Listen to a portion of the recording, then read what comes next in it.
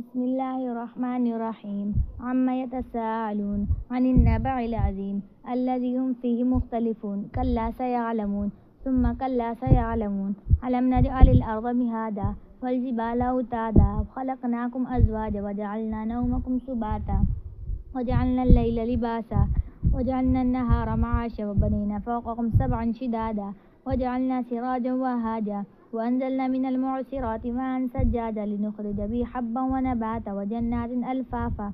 إن يوم الفصل كان ميقاتا يوم ينفخ في الصور فتأتون أفواجا وفتحت السماء فكانت أبوابا وسجرت الجبال فكانت سرابا.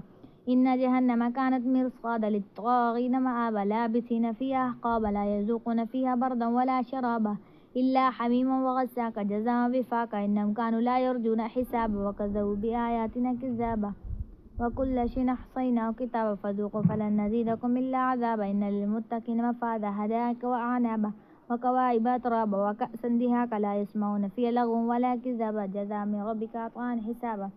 رب السماوات والأرض وما بينهم الرحمن لا يملكون منه خطابا. يوم يقوم الروح والملائكة صفا صفا لا يتكلمون إلا من أذن له الرحمن وقال صوابا. ذلك اليوم الحق ومن شاء اتخذ إلى ربه مآبا. إنا أنذرناكم عذابا قريبا يوم ينظر المرء ما قدمت يداه ويقول الكافر يا ليتني كنت ترابا.